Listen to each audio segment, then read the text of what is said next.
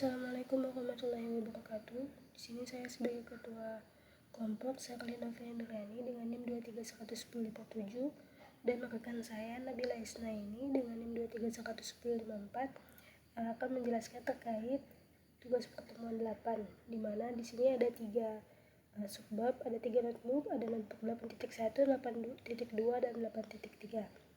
Nah, notebook 8.1 ini kita akan membahas implementasi transfer learning menggunakan arsitektur Faster RCNN dengan backbone ResNet 50 FPN versi 2 dari library TorchVision, PyTorch. Tujuan utama dari notebook ini adalah melatih model deteksi objek custom menggunakan dataset yang diutuh dari RoboFlow. Kemudian akan kita ekspor model hasil trainingnya ke format ONNX.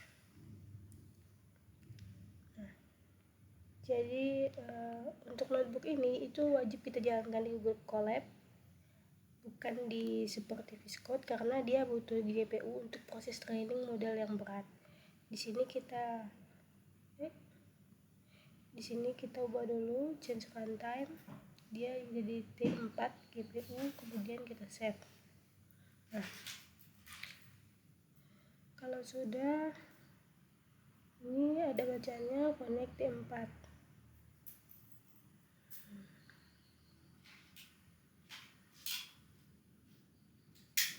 Selanjutnya di sini bagian ini adalah perintah untuk memeriksa apakah GPU sudah terhubung dan aktif di lingkungan Google Colab.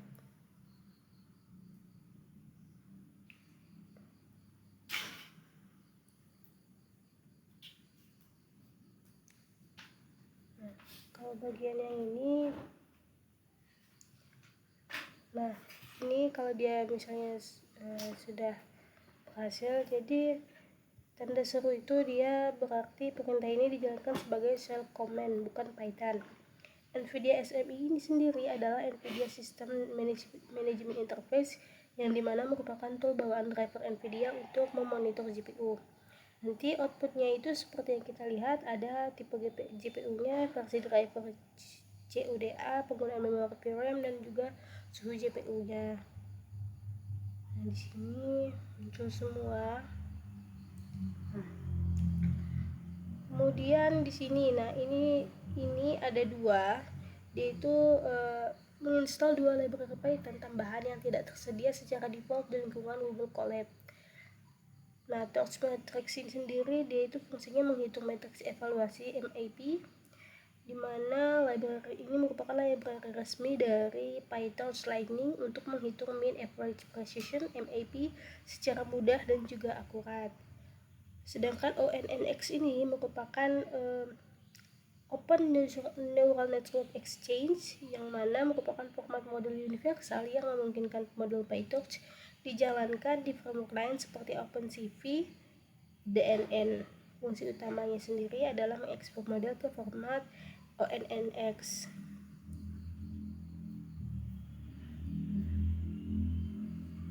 Ini saat di running kan sampai dia akan seperti ini tadi.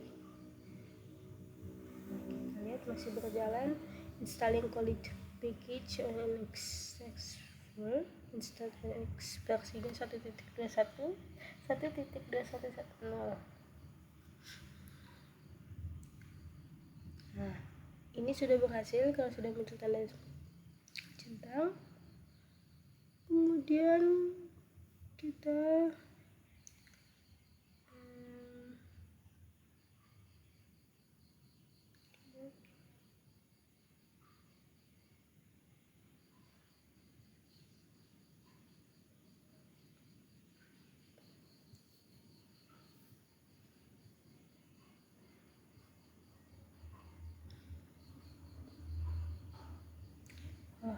kalau yang ini bagaimana cara mendownload dataset from RoboFlow.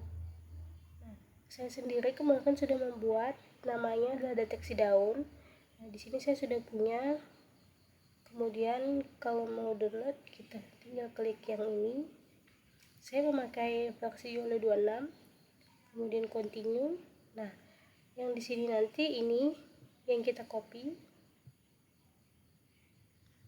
sama seperti ini, kita copy. Nah, itu yang akan kita letakkan di sini. Nah, itu.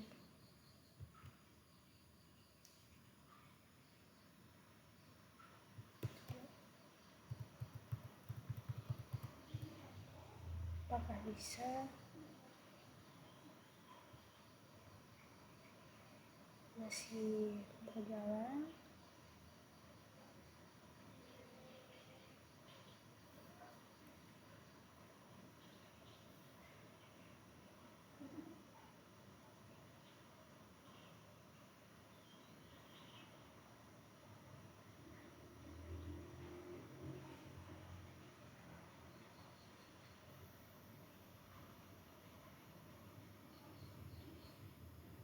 Oh, sepertinya saya ada kesalahan di sini.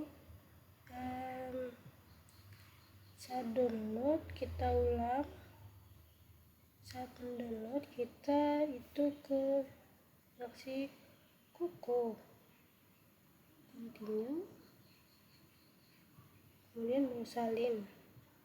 Karena di sini kemarin saya masih pakai yang apa namanya? Yang YOLO. Sekarang kita coba ganti lagi.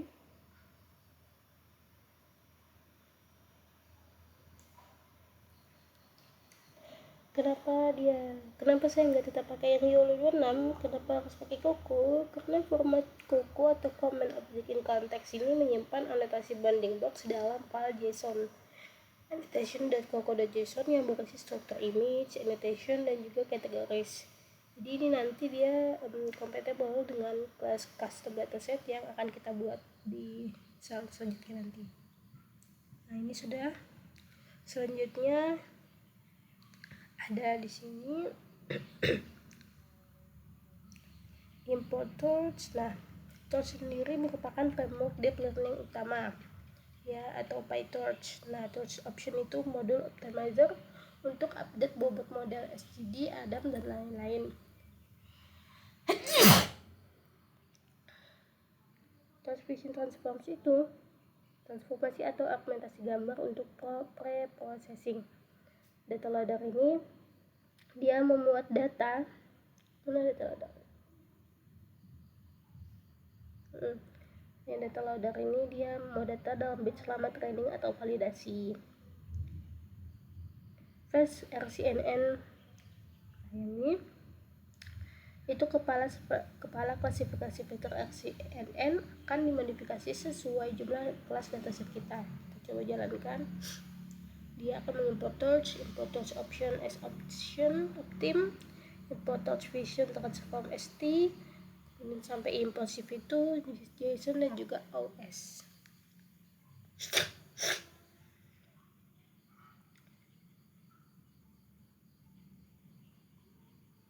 Nah, sudah berhasil. Selanjutnya di sini ada class custom dataset. Nah, yang pertama itu ada ini. Nah, dari bagian sini. Nah, jadi ini adalah sel ini mendefinisikan kelas Python custom dataset yang mewarisi Torch Utils dataset. Kelas ini itu bertugas membaca gambar dan anotasi bounding box dari format Koko.json yang diunduh dari RoboFlow. Udah jalan. Jadi ada ini dev init, ada dev get item. Nah, kalau yang di dev init yang root itu artinya dia path ke folder dataset, train atau valid. Dia membuka dan memparsing file annotation Koko.json yang berisi gambar, anotasi, dan kategori kelas. Set English dictionary dengan key ID gambar, value sama dengan info gambar, sub img to ends. Itu dia gunanya untuk sebagai dictionary yang mengelompokkan semua anotasi berdasarkan ID gambar. Ini sudah kita jalankan. Selanjutnya kita masuk ke ini dimana load train dan validation. Jadi dia ini membuat objek dataset dan data ladder untuk data training dan validasi.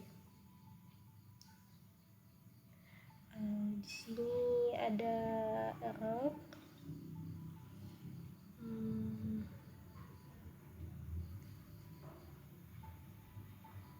Ada errornya.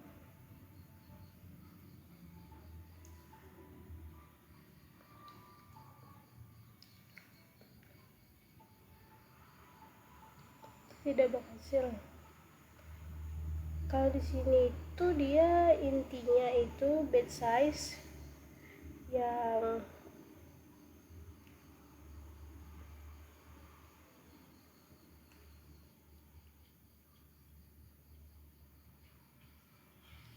nilainya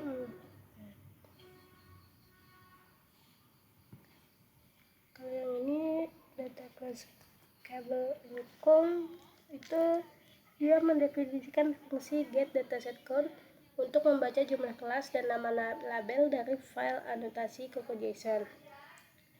Nah, kalau yang ini dia itu fungsinya sebagai inti dari transfer learning menggunakan bobot pre-trained dari model yang sudah dilatih pada dataset besar Coco 2017, kemudian menyesuaikan kepada kepala prediksinya untuk dataset custom kita. Nah, kalau ini sendiri dia itu training loop atau proses pelatihan model. Ini inti dari notebook kita, yaitu menjalankan loop pelatihan selama 20 epoch, menghitung loss setiap batch dan mengevaluasi MAP setiap akhir epoch. Jadi ada yang namanya MAP. MAP itu menghitung main average precision. Jadi dia akan menghitung MAP pada 3 threshold IOU itu berbeda, ada 0,5 standar, 0,75 ketat, dan 0,9 sangat ketat.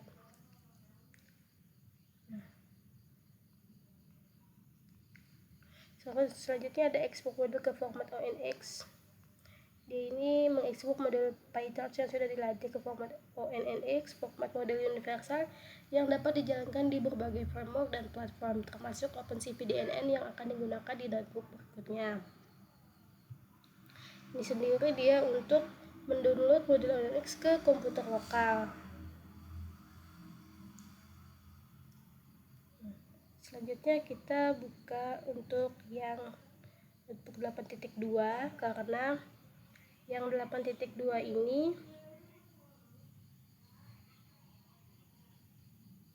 harus kita buka di VS Code. Jadi notebook 8.2 ini itu kelanjutan dari yang 8.1. Setelah model Faster RCNN dilatih dan diekspor ke format ONNX, jadi kita menjalankan inferensi atau prediksi menggunakan model ONNX tersebut di lingkungan lokal VS Code kita, bukan di Google Colab. Nah,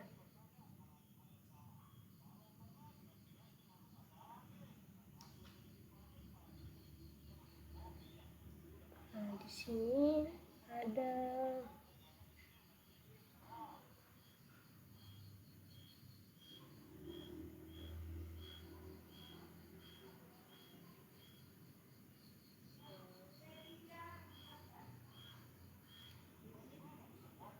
import NumPy SNP. Seperti biasa dia mengimport NumPy, mengimport CV2, kemudian mengecek versi dari CV2 nya sendiri.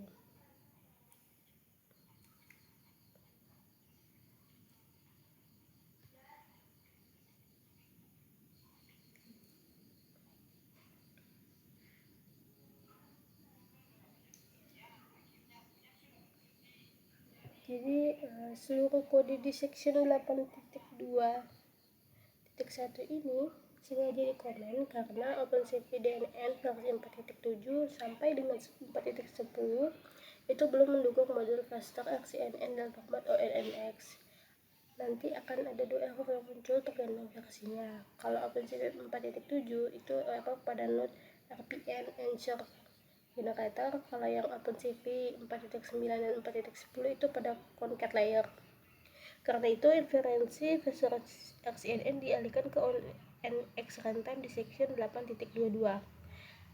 Kode yang terkomen ini tetap disimpan sebagai referensi pipeline inferensi OpenCV DNN yang strukturnya meliputi fungsi load model, pre-processing image, run inference, post process, dan juga draw detection.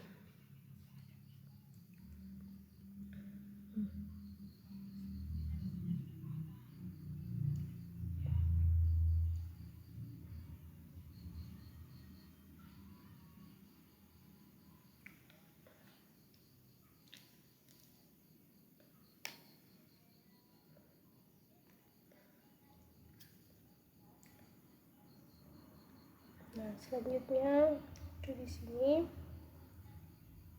jadi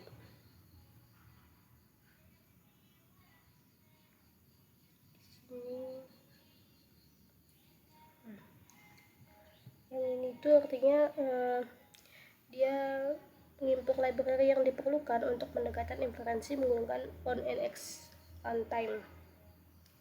Jadi ONNX runtime adalah engine inferensi resmi dari Microsoft yang secara penuh mendukung semua operator ONNX termasuk Anchor generator pada pustaka CNN. Beda dengan OpenCV DNN yang mempunyai dukungan operator ONNX terbatas, ORT mampu menjalankan manifestor XNN ONNX tanpa error.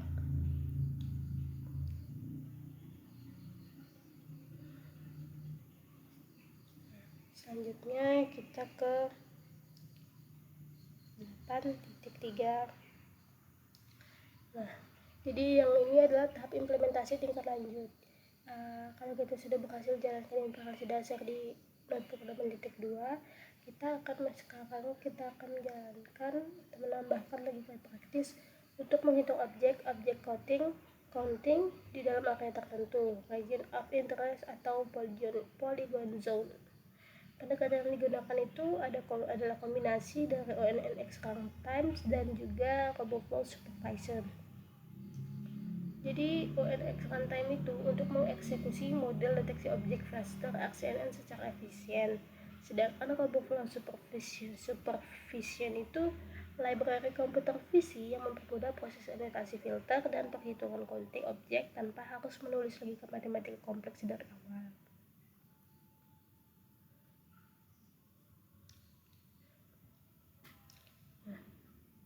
Di sini kita menyiapkan semua perangkat kerja. Selain library standar seperti CV2 dan NumPy, kita mengimport supervisor SSV yang merupakan inti dari fitur object counting di notebook ini. Sementara itu ada class labels. Dia ini mendefinisikan kelas sesuai dataset. Sama seperti notebook sebelumnya, indeks 0 untuk background dan juga indeks 1 untuk objeknya. Contohnya seperti objek gunting atau sky source. Nah, kalau di bagian sini tuh dia langkah yang identik sama prosedur di notebook 8.2. Gambar dibaca, disesuaikan ukurannya, lalu diproses menjadi tensor 13224 224. Nah, model ONNX dibuat menggunakan inference session dari ONNX runtime untuk melakukan prediksi.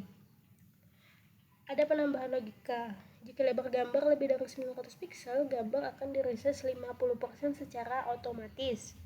Ini sangat berguna untuk gambar dari kamera smartphone beresolusi tinggi agar proses seleksi ROI-nya nantinya tidak memakan tempat melebihi layar monitor. Nah, kita masuk ke sini. Ini adalah area operasional praktis. Ada dua opsi untuk menentukan area mana yang akan dihitung.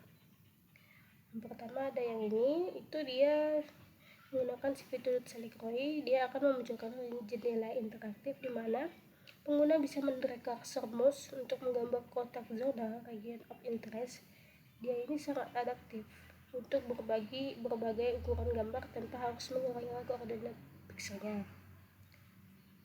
Ada juga yang ini, opsi alternatif kalau misalnya sistem akan dideploy dan zona kamera sudah tetap, dia tidak bergeser lah, sehingga tidak perlu interaksi manual setiap kali program berjalan.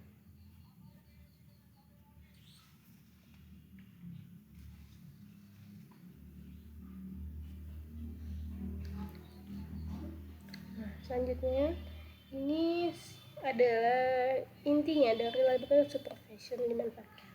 Kita menerjemahkan raw output dari model ONNX menjadi format yang bisa dipahami oleh supervision. Jadi kita yang pertama itu menginisialisasi annotator. 3 annotator disiapkan untuk menggambar kotak box, text label, dan zona area hijau beserta jumlah hitungannya. Kemudian kita mengekstraksi dan filter threshold, di mana threshold 0,89 ini adalah filter yang sangat ketat, 89% confidence atau kepercayaannya, agar menghindari false positif, objek bukan gunting yang dianggap gunting atau objek bukan yang kita maksud. Nah, kesimpulannya itu notebook yang 8.3 ini menunjukkan gimana sih caranya mengemas model machine learning menjadi sebuah solusi aplikasi computer vision yang berfungsi utuh. Dengan integrasi ONNX, runtime, dan supervision, kita tidak hanya mendeteksi letak objek, tapi juga aerodynamics, polygon zone, dan juga threshold yang ketat. Nah, mungkin sekian dari penjelasan dari saya. Apabila ada kesalahan saya mohon maaf. Wabillahi taufiq wal hidayah. Wassalamualaikum warahmatullahi wabarakatuh.